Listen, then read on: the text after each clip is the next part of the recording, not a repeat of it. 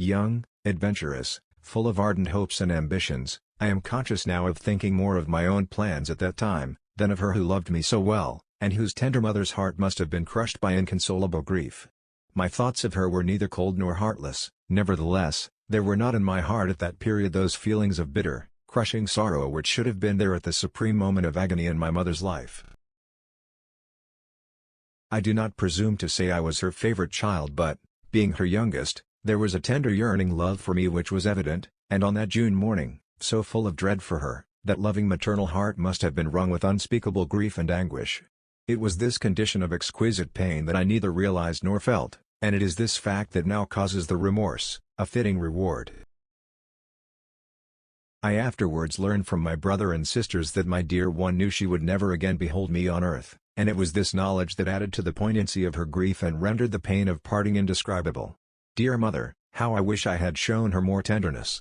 But the parting is over, and I am justly bearing the consequences of the inexorable yet equitable law, whatsoever a man soweth, that shall he also reap.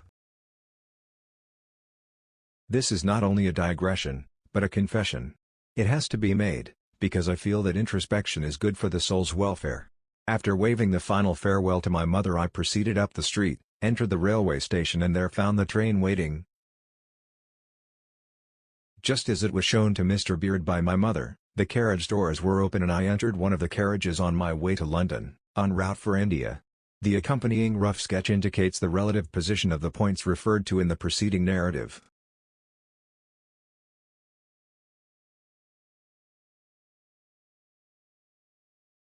It will be noticed that the account of the parting manifested to the medium corresponded so accurately in detail to what actually took place 46 years ago as to leave nothing incomplete. The only point about which there may be some doubt is the shape of the meadow which, on the first occasion, the medium thought appeared to be something in the shape of a triangle.